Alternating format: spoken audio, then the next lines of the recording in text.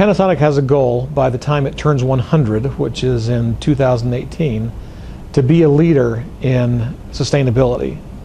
And that applies not only to the way we work as a company and function, but it also applies to our products. We are continuing along the paths that we've had in the recent history as far as energy management, bringing energy conservation down into the homes, into businesses. And so that work will continue, and you'll see innovation. You'll see new products come out that increase our ability to contribute to a greener footprint.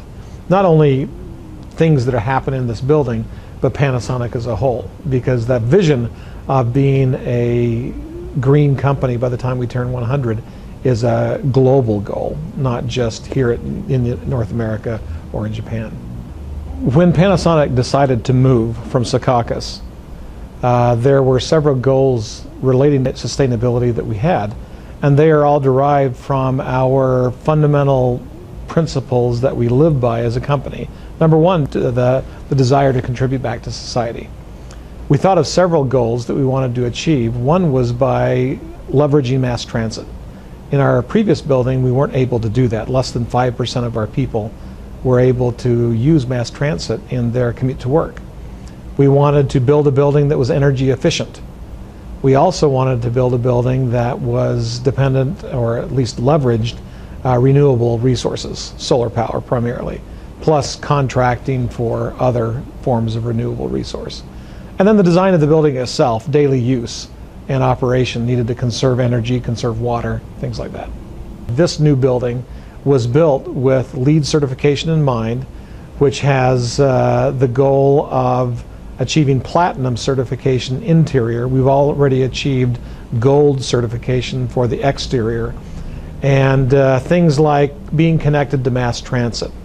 I mentioned before that very little of our staff could use mass transit in our previous location. Here, more than half do. We are able to reduce our greenhouse gases by more than half since being here, and we've reduced our water usage by almost half as well. So those are things that indicate that the design of the building is working as advertised. Plus, at the same time, the building is an amazing place to work. It's very comfortable, it's pleasant, it's conducive to innovation and thought. The people that I've talked to have given a very positive response about being here, about the way the building works, about the workspace, and I think it's been a success. Being so close to Penn Station is definitely an advantage.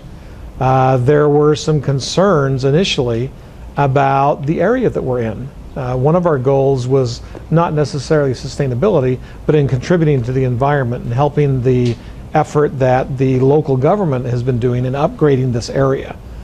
There's a concern that we are still in the process of upgrading the area, and so personal safety was a concern. But that's been addressed with the covered walkways, with adjusting work hours. I haven't heard any complaints about that for quite a while, and we've been here a year now. So I think that's working very well. We have talked about sustainability in Panasonic products, manufacturing, things like that. We've also talked about some of our initiatives for the way we build buildings as a product. And one of the things that we're doing is actually building communities.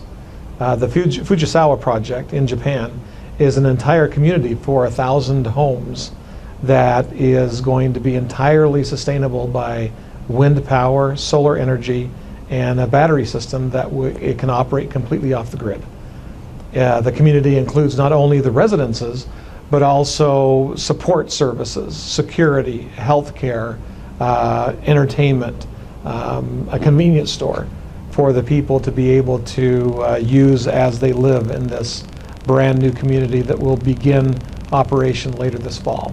One of the things we're doing is celebrating our first year in this new building, and so many of us are wearing our Celebrate Newark shirts, and I think that you'll find that we're very happy to be here, and we're here to stay.